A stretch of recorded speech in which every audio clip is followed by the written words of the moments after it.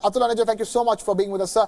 I wanted to ask you, how do you read this statement? We don't know the complete entire statement of what exactly Xi Jinping said, but a portion of it has been quoted, and that sounds clearly like saber rattling, so to speak.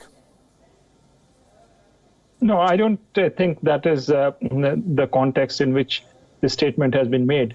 This is not the first time that Xi Jinping has called upon the military to have combat preparedness. In fact, that is one of the weaknesses of the PLA. The last time the PLA faced combat was in 1979.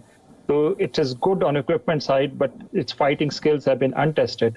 And the corruption which has seeped into the PLA was something which was targeted by Xi Jinping in very great detail. In fact, two vice chairmen of the Central Military Commission, the apex body which gives the political command to the PLA, were sacked, and one of the vice chairmen died in prison due to cancer, they say.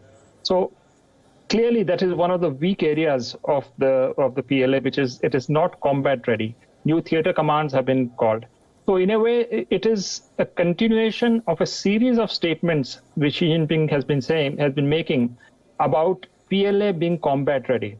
So I do not see any particular reason as a departure from his earlier statements. Of course, as you mentioned, there is a new context which is developing, and the reasons which you have cited in your report about the U.S. preparations and its support to Taiwan, etc., and South China Sea issues.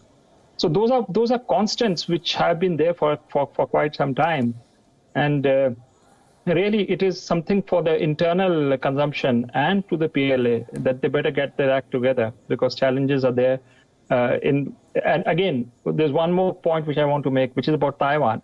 You see, that is a red line for the Chinese. That is one China policy, whether it's Taiwan, whether it's Tibet, whether it's Xinjiang.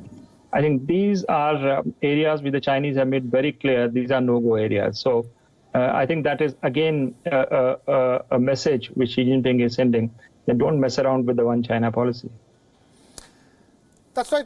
And as you rightly put it, yes, the statements that Xi Jinping has made, if without adding or subtracting anything, is a continuation of what he's been saying. And of course, as you rightly pointed out, the People's Liberation Army of China has been questioned for its combat readiness, and that's the reason why their presence in Vostok was meant to, exchange best case practices from Russia, which is still involved in combat.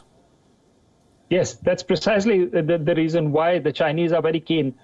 And if you read the Xi Jinping statement, as it has come out in newspapers like the South China Morning Post, he is talking about having extensive military exercises. And those would be both internal within the PLA. And the Vostok exercises was the classic example of how China wants to gain combat experience riding on the Russians, who have had combat experience most recently in Syria.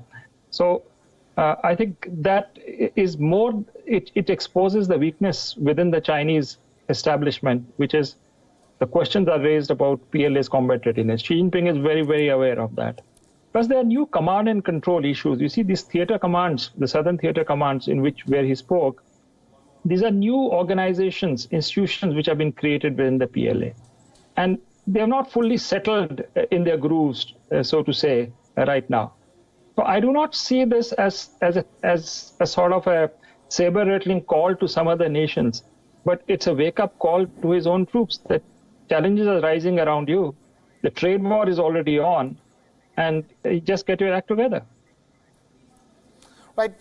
One last thing I want to ask you. How do you think the world is going to view these latest statements? Do you think it will be commonly understood simply because, from my understanding, the South China Sea has certainly become, a matter of high concern. I know it's been building up for a while, but right now the developments in recent past have made tensions around the South China Sea hit new levels.